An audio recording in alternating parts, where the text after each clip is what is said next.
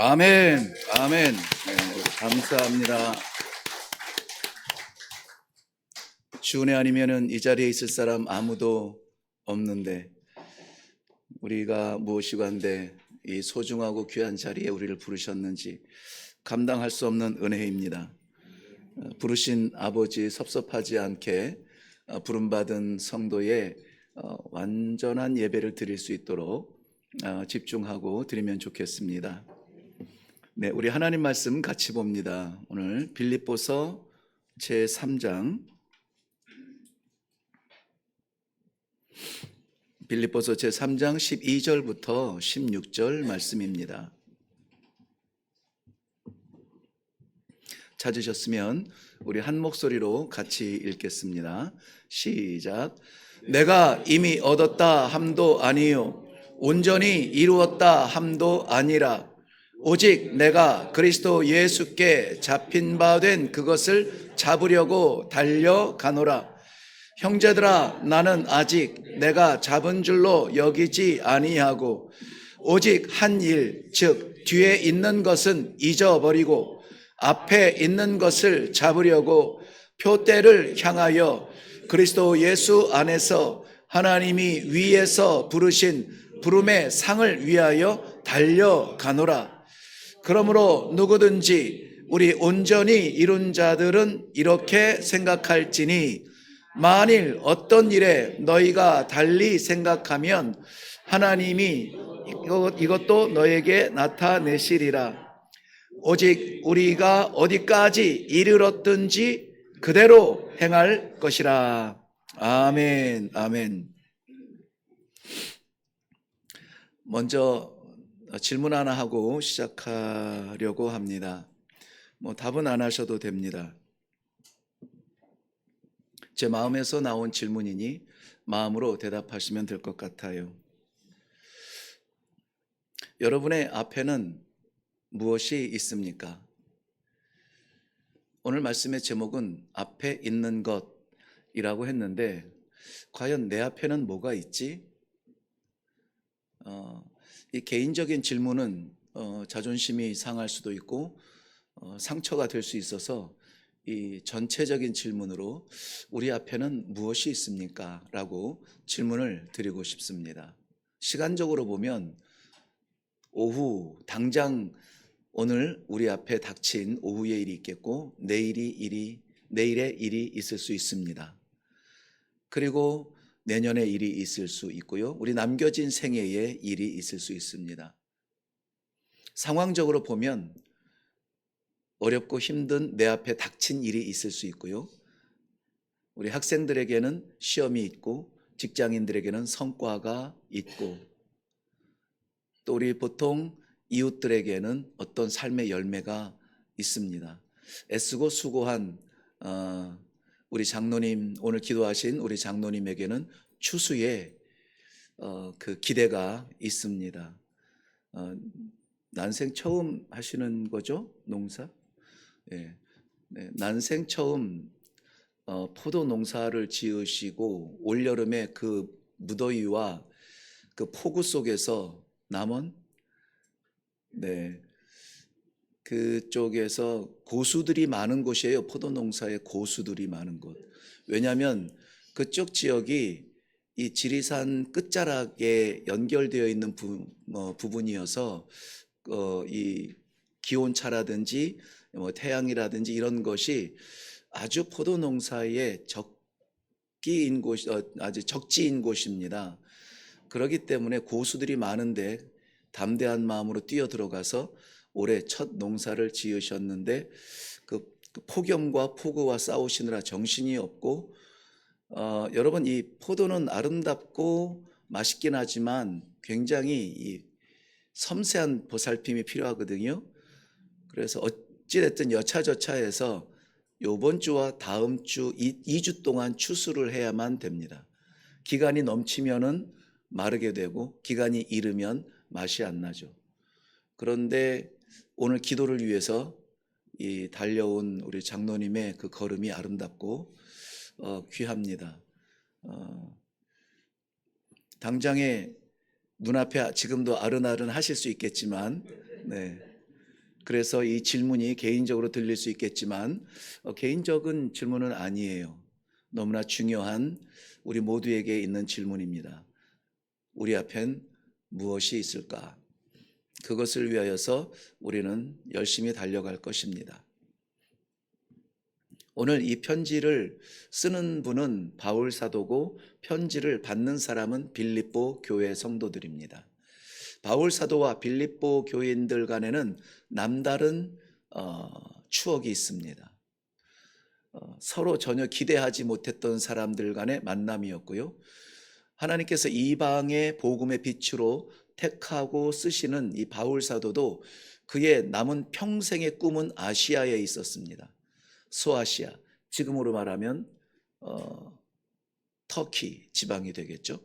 여전히 그가 1차 선교를 마치고 2차 선교의 지경을 넓히기 위하여서 여전히 아시아를 향하여서 나아갈 때 하나님의 성령이 그를 막으시고 드로아에 보냅니다. 아시아로 향하던 그 방향으로 치면 동편으로 향하던 그의 걸음을 막으시고 오히려 서편 정반대로 가게 하시는데요. 거기에서 마게도니아 사람의 환상을 보게 됩니다. 건너와서 우리를 도우라. 생각지 못하였던 일이기 때문에 더욱 내 길이 아니구나. 계획된 삶이 아니구나.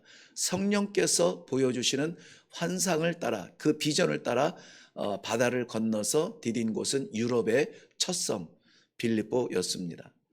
빌립보는 이 유대인에 대한 인식도 약했을 뿐만이 아니라 바울 사도가 동질감을 가지고 구약서부터 흩어 내려오면서 복음을 나눌 만한 회당도 적절히 없었습니다.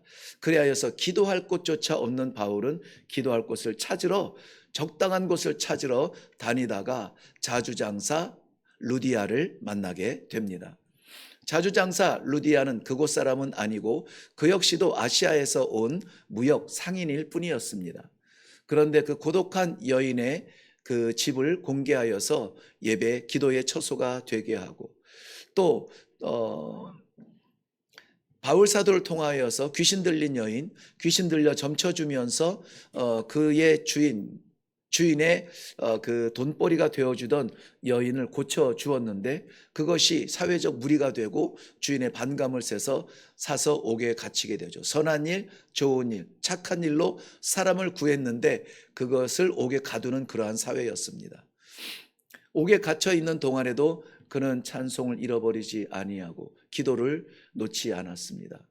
그 역사를 통하여서 오히려 가두었던 간수가 어떻게 하면 구원을 받을 수 있겠느냐고 물어보며 주 예수를 믿게 되는 놀라운 축복의 사람이 되고, 그 빌립보 교회의 성도가 되고, 또 귀신 들렸던 그러한 점을 쳐주면서 살아가던 여인이 하나님을 바라보며 첫 성도가 되어지는 그러한 교회, 어찌 잊을 수가 있겠습니까?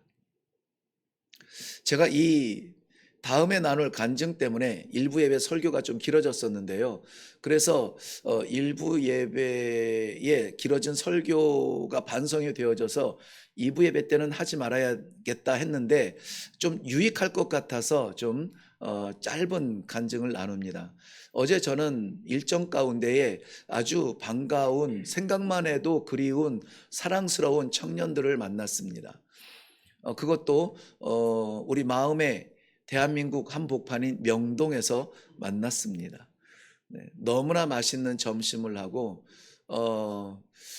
근데 이 아이들이 한 명, 두 명 들어올 때마다 정말 요즘 보기 드문 빛이 나는 그런 광경이었고, 너무나 사랑스러운 친구들이었고요.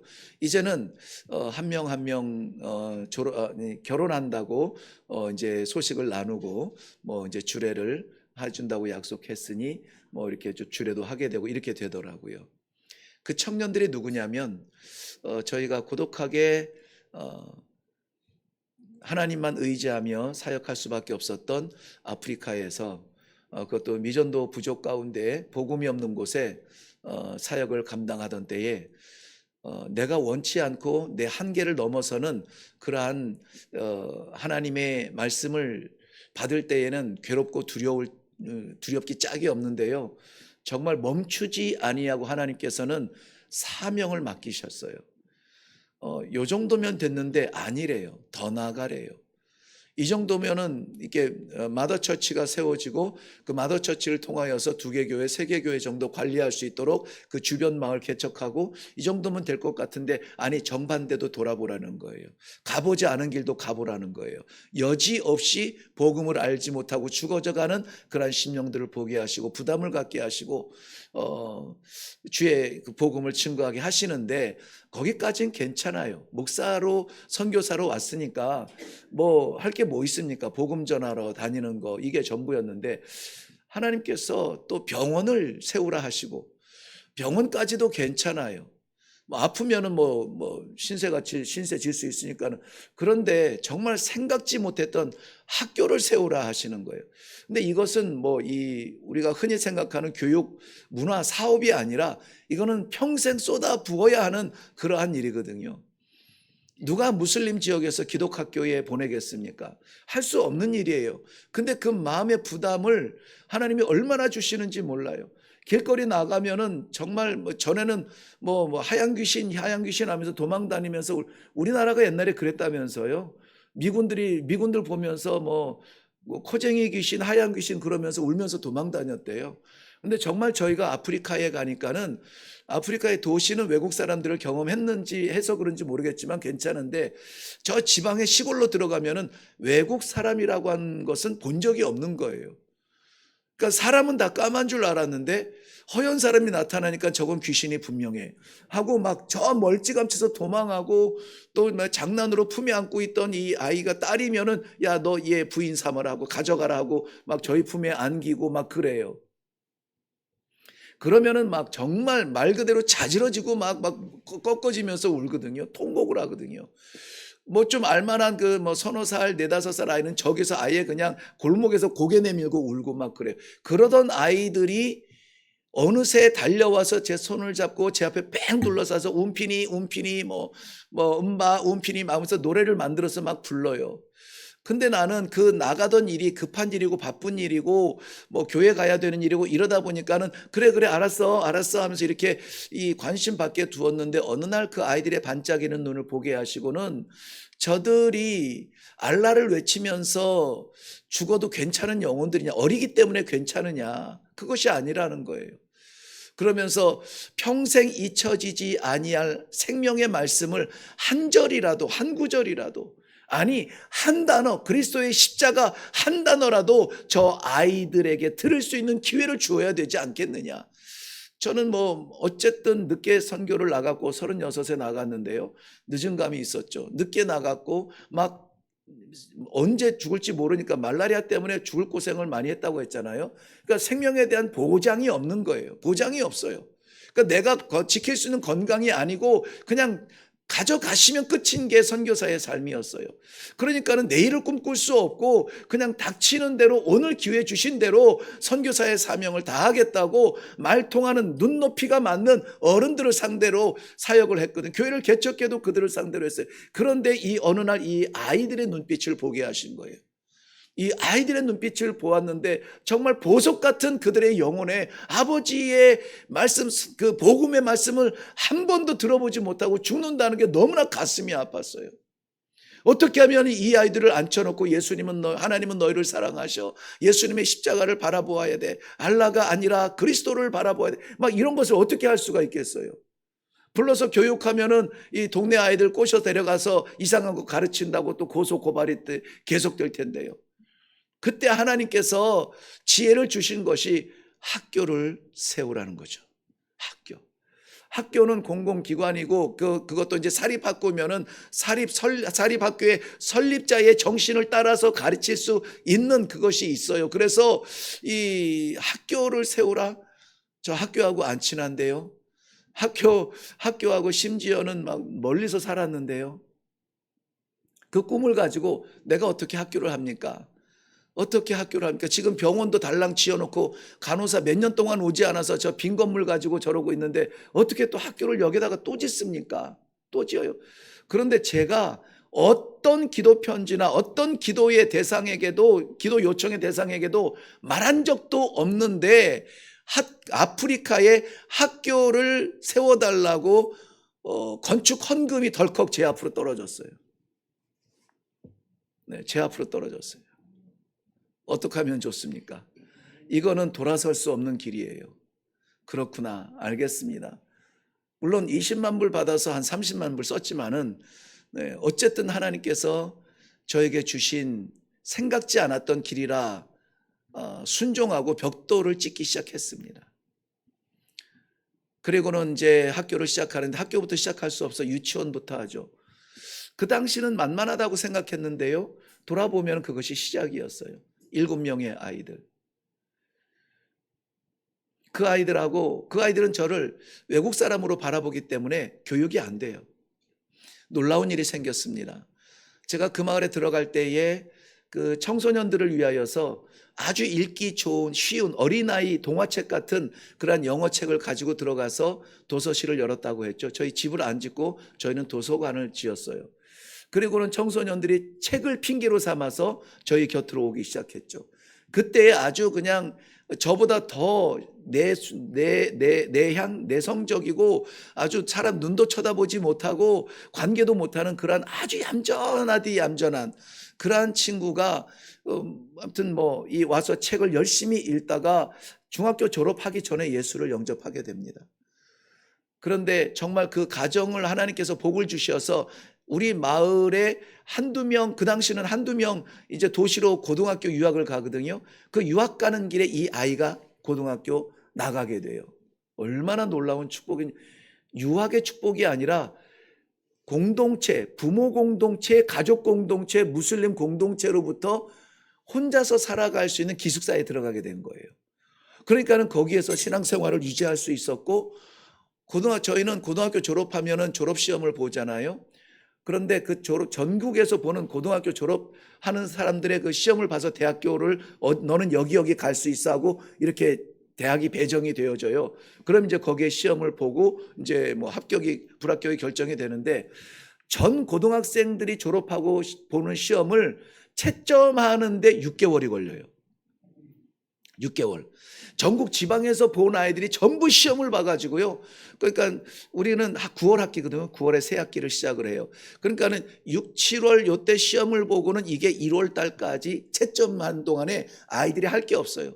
그러니까 그때는 뭐 해야 되냐? 농사 짓는 부모님 가서 도와야 되고, 도시에 나가서 노가다 하면서 이렇게 학비 좀 벌어놔야 되고, 그 기간인데, 이 친구가 졸업하고 자기는 노동하지 않아도 될 만큼의 가족이 있으니까는 마을로 돌아왔어요. 왔는데, 인사로 왔는데 제가 학교를 시작한다는 거예요. 그것도 유치원을. 저희는 선생님이 워낙 교육학교에 대한 그 체계가 없으니까 고등학교만 졸업해도 학교에서 가르칠 수 있는 교사 자격이 있어요. 그러니까 고등학교 졸업한 놈이 와가지고 목사님 학교를 시작한다고 하는데, 제가 점수가 나올 때까지 목사님을 도와드릴 수가 있습니다. 네, 정말 저는 그때 막 눈물이 콱 쏟아졌어요. 그를 끌어안고 감사합니다 하나님. 걔를 끌어안고 하나님께 감사했어요. 어쩜 이렇게 섬세하시냐.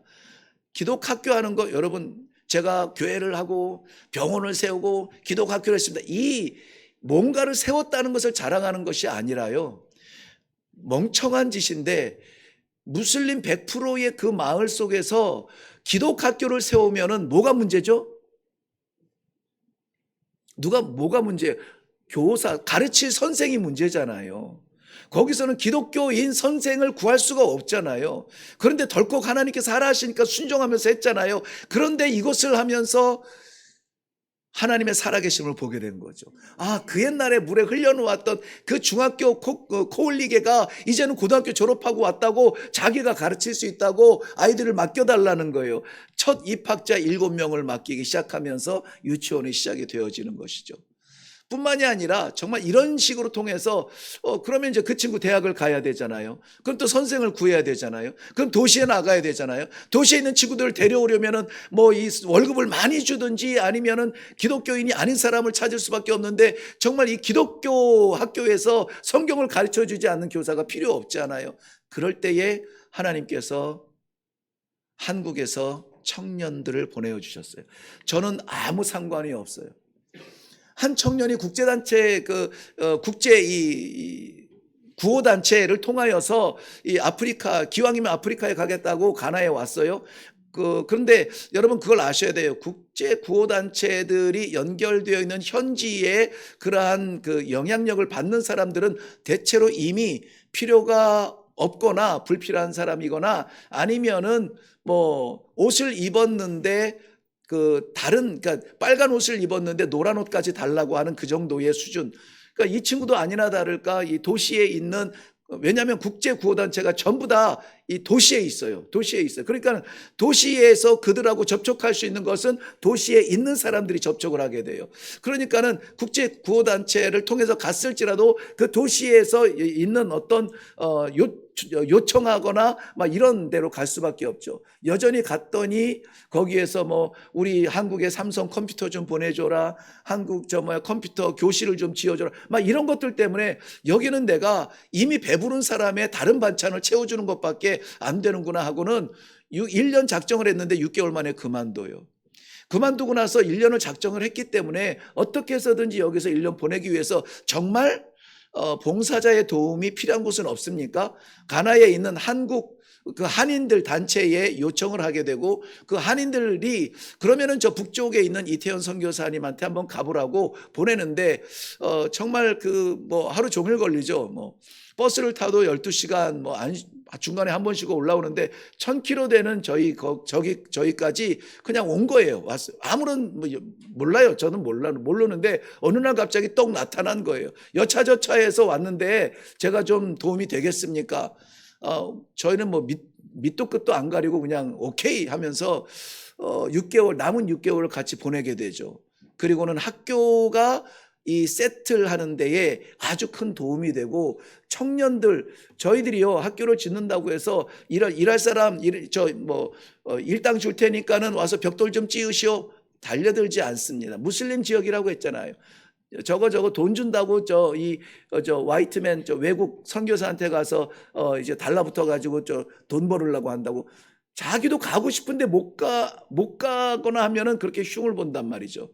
그런데 이 청년이 와서는 이 동네 청년들하고 축구하고 놀고 뭐 이러면서 관계가 굉장히 좋아지고, 자연스럽게 우리 사역지로 청년들이 발을 디디면서 벽돌 찢는 사람들도 쉽게 구할 수가 있게 되고요. 다 말씀드릴 수는 없습니다만, 지금 설교의 절반을 서론 시작도 안 하고 있는데요. 놀라운 것은요, 그 청년이 한국으로 돌아가서는 이 지역에 봉사자가 필요하다고 계속해서 보내주었어요. 한 명, 2명, 많을 때는 3명, 짧게 온 친구가 6개월, 긴 친구는 1년 이렇게 와가지고 계속 왔는데, 지금까지도 오느냐? 아니요. 처음에 기독학교가 그 지역에 정착할 수 해야만 되는 그러한 필요 시기에 무슬림 지역에 기독학교가 서야 되는데, 그냥 콧방귀 뀌고 그냥 학교면 또 하나의 학교지라고 하는 것이 아니라, 정말 저기는 달라라고 하는 인식을 심어주는 그 한 10년 동안에 하나님께서 계속 보내준 청년들. 어제 만난 청년이 그 청년들이다. 그러니 그 청년들을 생각만 해도 사랑스럽고, 만날 시간, 장소 막 이것만 해도 가슴이 두근대고, 보는 아이들의 삶이 어떤지 몰라요. 밤새 뭐 술을 퍼마시고 왔는지 아니면은 뭐 도박을 하고 왔는지 그 전혀 관심이 없어요.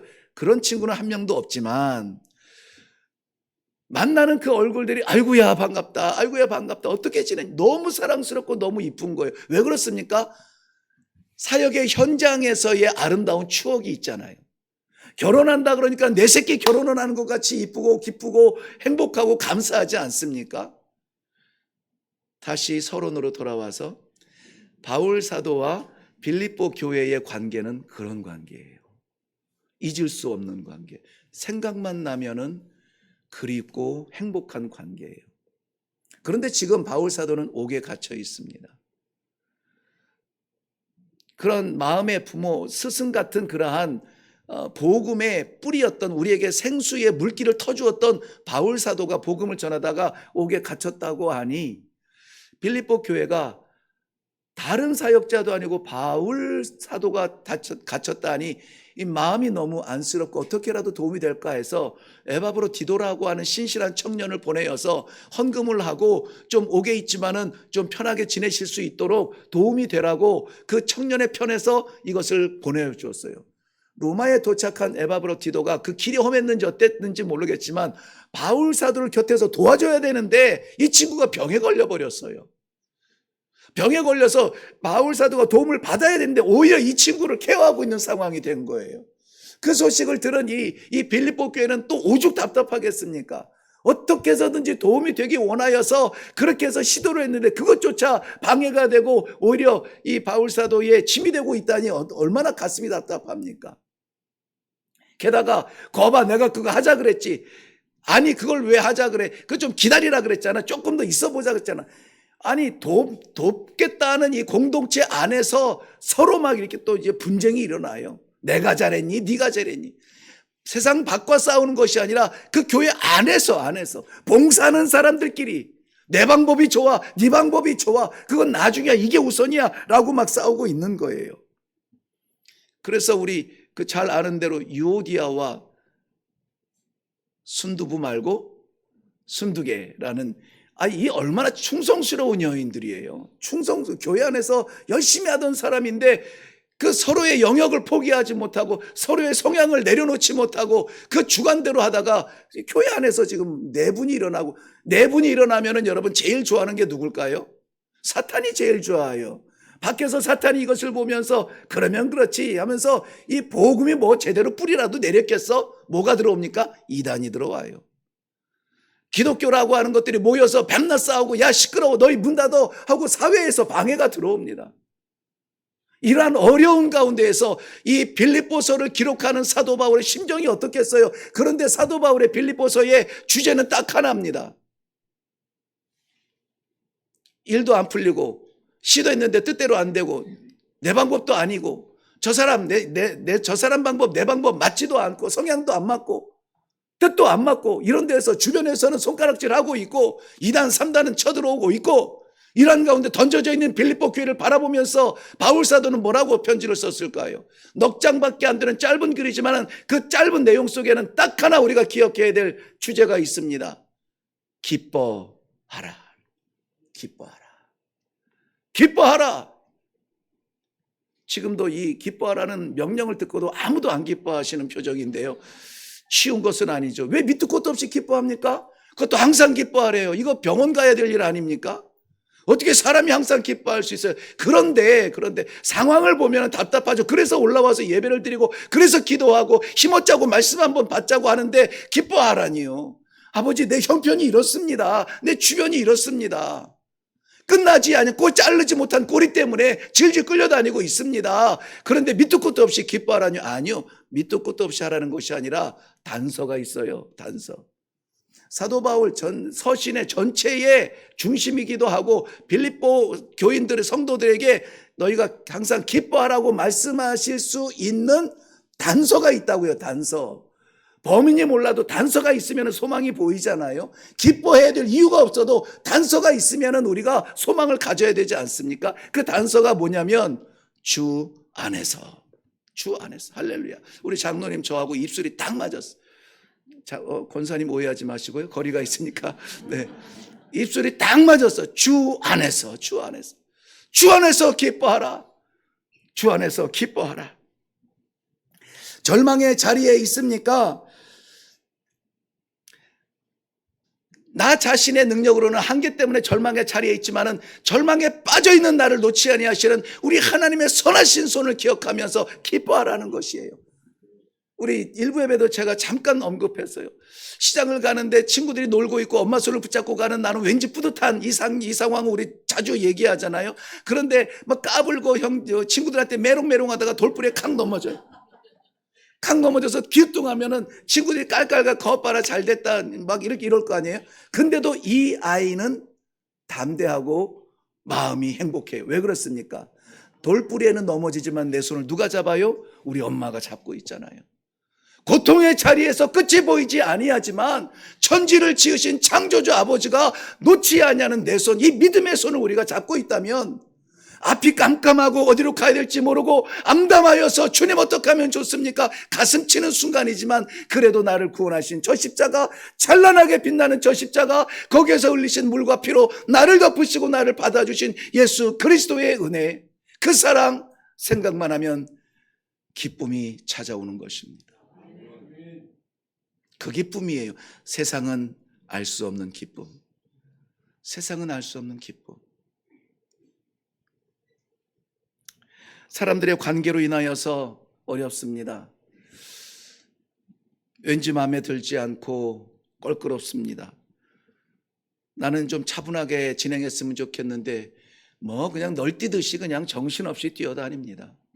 나는 좀 씩씩하게 밀어붙였으면 좋겠는데 그렇게 생각이 많은지 이것저것 따져보는 게 아주 시간 끌고 아주 미치겠습니다.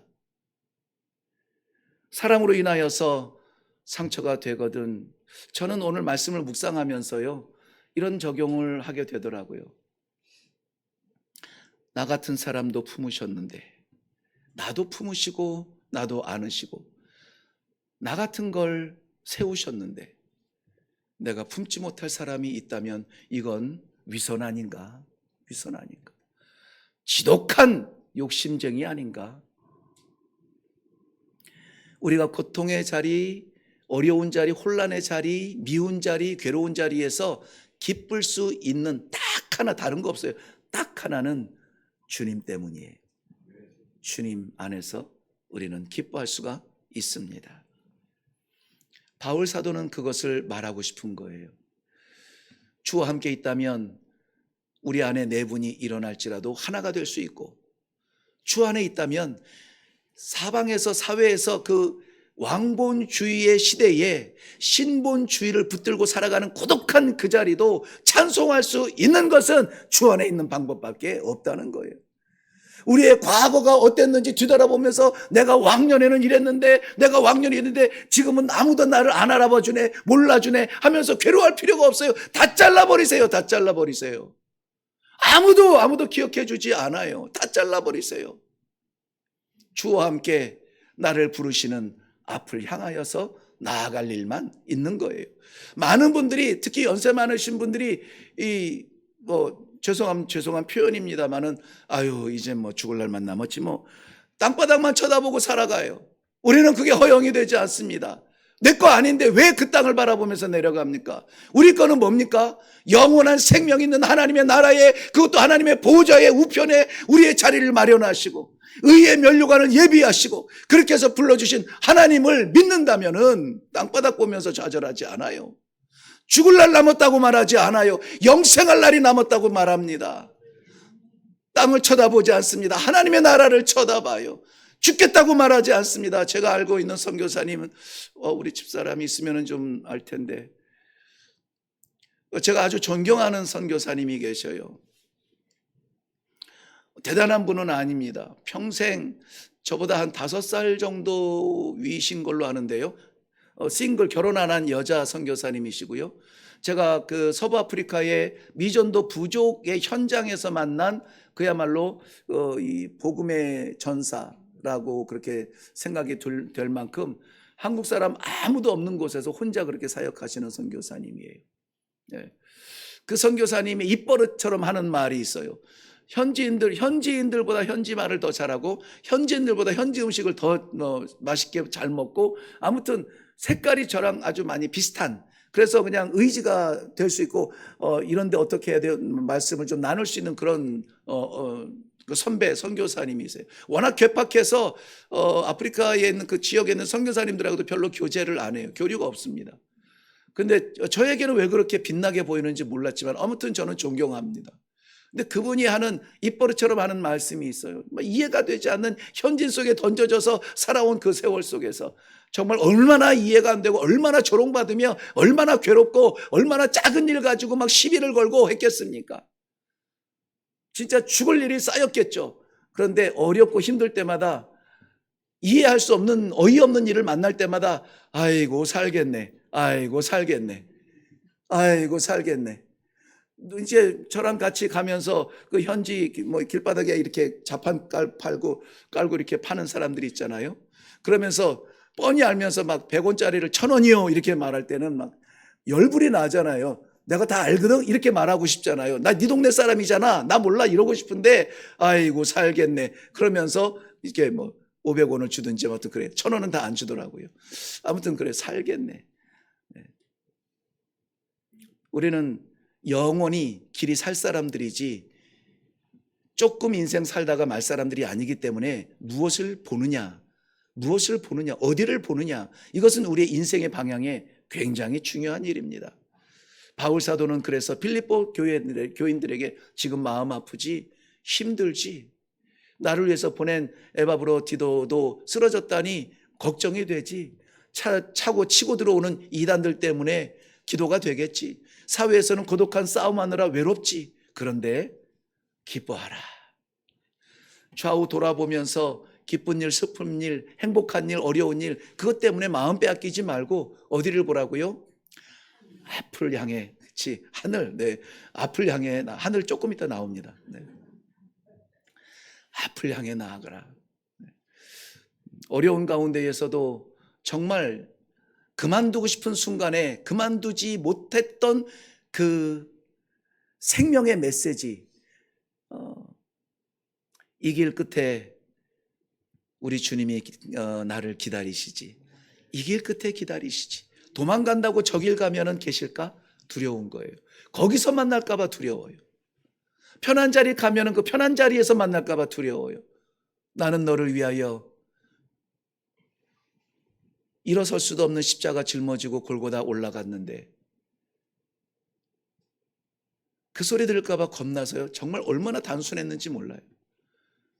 그냥 하나님께서 말씀하신 이 길, 하기 싫은데 하라 하신 이 길, 품고 싶지 않은데 가슴에 던져준 이 생명, 이들과 함께 이 길을 가면은 이 길 끝에는 주님께서 두 팔 벌려 나를 맞이하여 주시리라 하는 이 믿음 하나 가지고 그 세월을 그 길을 걸을 수가 있었습니다. 주변 보면 못 갑니다. 여차저차해서 갈 수는 있지만 오래 걸리고 비틀거리게 되고 덕지덕지 불필요한 것 짊어지고 가게 됩니다.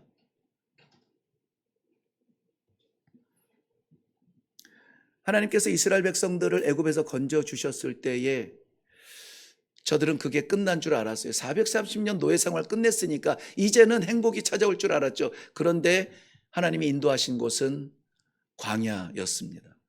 광야. 물이 없으면은 목마르다고 고통의 소리를 쏟아냈습니다. 먹을 것이 없으면은 굶어 죽게 생겼다고 하소연을 했습니다. 그래서 어떻게 합니까? 자꾸 어디를 봐요? 뒤를 보죠. 애굽. 우리가 애굽에 있었을 때는 끓는 가마에 고기가 항상 담겨져 있었는데, 우리가 애굽에 있었을 때는 먹고 싶은 대로 마시고 싶은 대로 마음껏 먹었는데 환상의 추억을 그리고 있죠.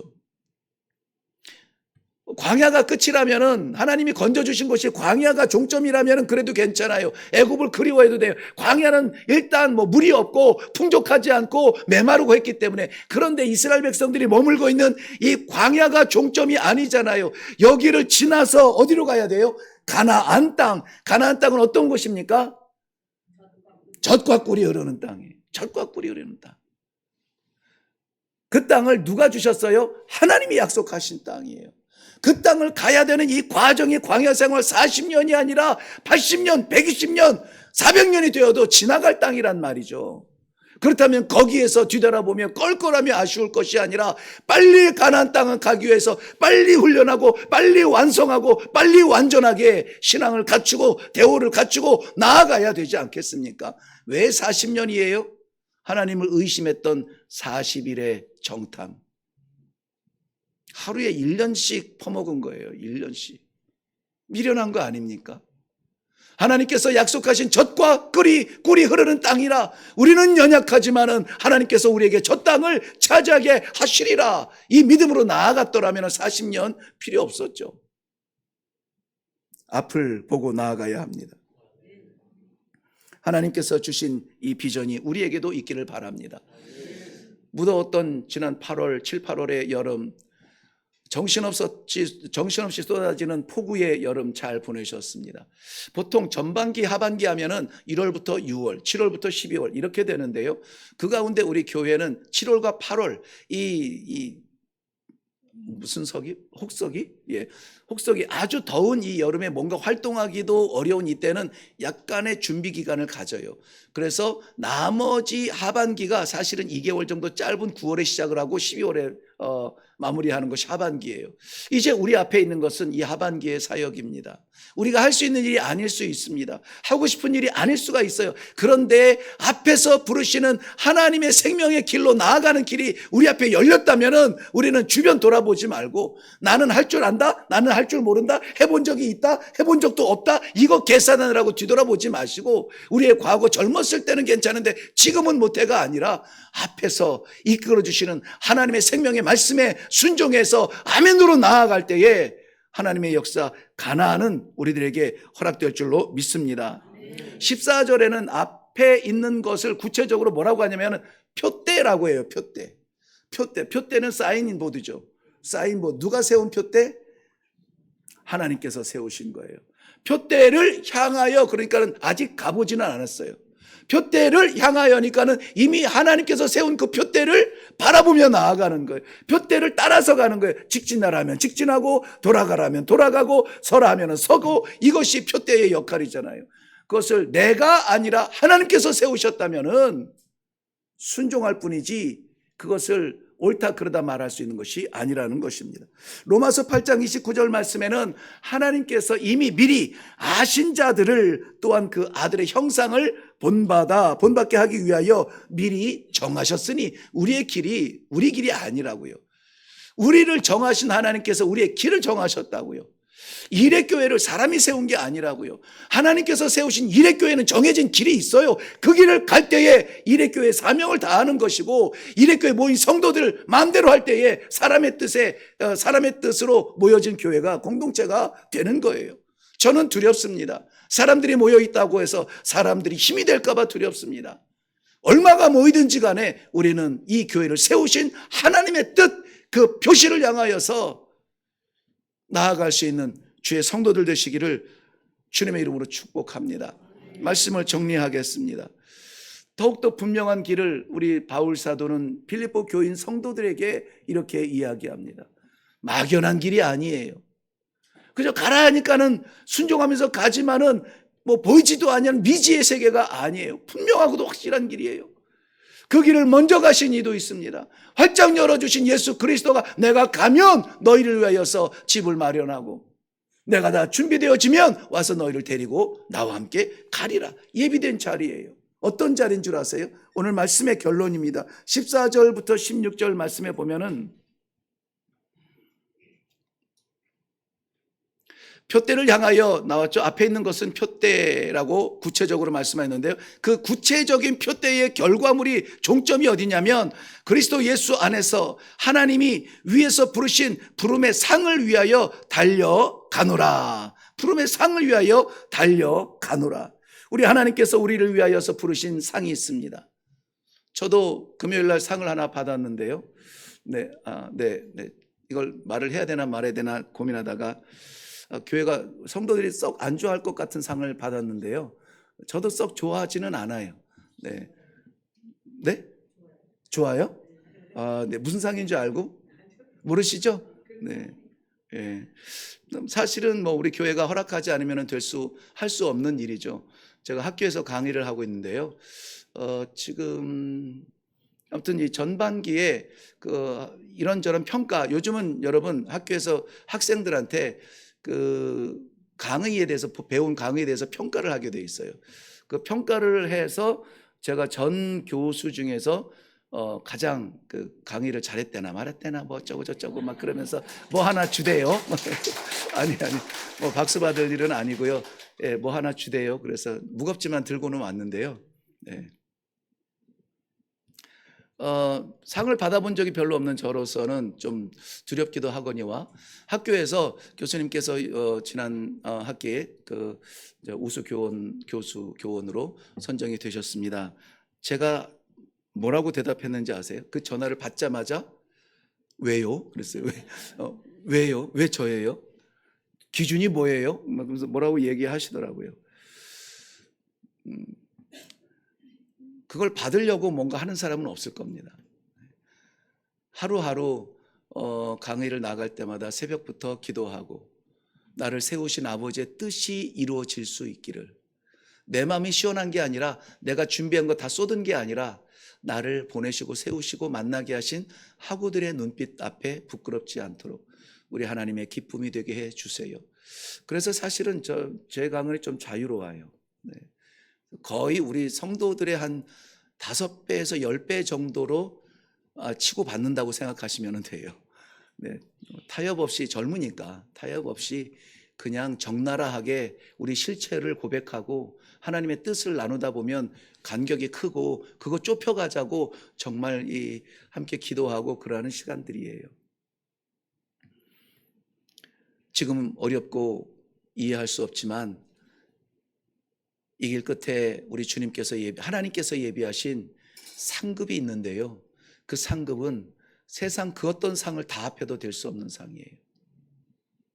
하나님께서 예비하신 것은 의의 면류관, 생명의 면류관, 영원한 아버지의 백성으로서의 면류관, 이 하반기에 맡기신 모든 일, 어떤 일이든지 주님 순종하며 나아갈 때에 이 길 끝에 여호와의 보좌 앞에 모두 다가서서 예비하신 그 면류관을 쓸 수 있도록 도와주시옵소서. 다 같이 기도하겠습니다. 앞에 있는 우리의 사명을 바라보면서 너무 높다고 너무 힘들다고 내려놓지 않게 하시고, 세워주신 표대를 향하여 나아가면서 내 길 같지 않다고 돌아서지 않게 하시고, 예비하신 하나님의 나라 그 영원한 영광의 면류관을 바라보면서 부족합니다, 아닙니다, 포기합니다, 주저앉지 않도록 역사하여 주시어서 사랑하는 주 백성들 온전하게 이 한 길 걸어가며 앞을 향하여서 나아갈 때에 염려, 걱정, 어려움과 두려움 다 잊고 하나님의 기쁨이 되는 귀한 성도들의 삶이 되도록 축복하여 주시옵소서. 감사드리며 예수님의 이름으로 기도하옵나이다. 아멘.